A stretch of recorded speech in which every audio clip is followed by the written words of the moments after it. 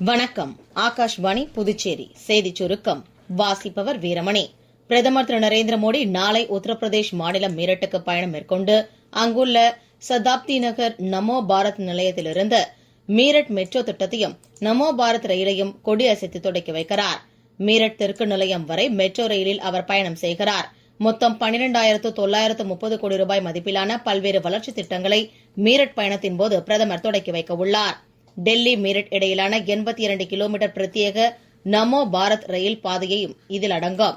இந்தியாவில் செயற்கை நுண்ணறிவின் பயன்பாட்டை பெருக்குவதில் டிஜிட்டல் பொது வசதிகளின் பங்கு குறித்து நேற்று AI இம்பாக்ட் உச்சி மாநாட்டில் வல்லுநர்கள் மூலமான குழு விவாதம் இடம்பெற்றது.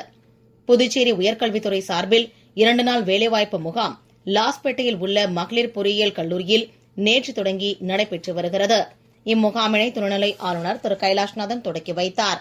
10ஆம் வகுப்பு 12ஆம் வகுப்பு டிப்ளமோ மற்றும் பட்டப்படிப்பு முடித்தவர்கள் இம்முகாமில் கலந்து கொண்டு பயன்பெறலாம். புதுச்சேரி கணுவாப்பேட்டில் கழிவுநீர் சுத்திகரிப்பு நிலையம் மற்றும் மலக்கசடு சுத்திகரிப்பு நிலையம் அமைக்கும் பணிகளையும் கூட்டு குடிநீர் திட்டம் அமைக்கும் பணிகளையும் நேற்று முதலமைச்சர் திரு ரங்கசாமி பூமி பூஜை செய்து தொடக்கி வைத்தார். உலகக்கோப்பைக்கான ICC ஆடவர் 21 கிரிக்கெட் போட்டித் தொடரில் நேற்று இலங்கையில் உள்ள பலகேலே கிரிக்கெட் மைதானத்தில் நடைபெற்ற ஆட்டத்தில் ஆஸ்திரேலிய அணி 9 விக்கெட் வித்தியாசத்தில் ஓமன் அணியை வெற்றி கொண்டது. இத்துடன் இந்த செய்திச் சுருக்கம் நிறைவு பெறுகிறது.